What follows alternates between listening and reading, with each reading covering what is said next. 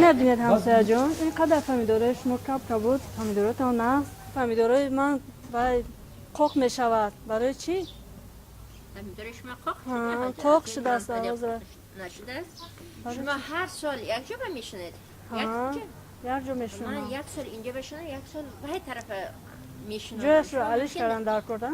هر سال ممکن یک جا میشنن برای همین ناز نمیشد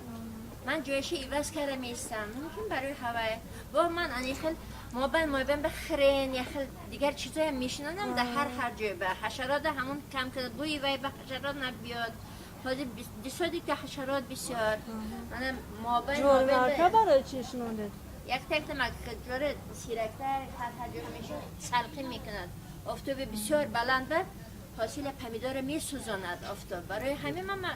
که جوری میشنند اینم که دکتر میخورد خیلی میباشه مرغا میخورد بعد وعده من داری خمیکت نیست داری های طبیعه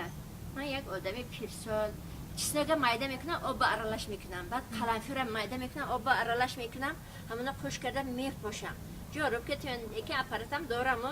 اپارات که می چاشیده من نگاه کرده میستم کسل سری وقت کسلی سر شد میبده من تگش به حاضر افتاب میسوزه گفته تگی پمیدور به انا همه جو به حاصلش هم شروع هست هم سلکین خورتستر برای چی؟ این خاکستر میپرتویم هم زمینه بلایی میکند هم حشرات های نیست میکند من وقت سحر خیل من خیل کرده میپاشم همون حشرات های نیست میکند من بینید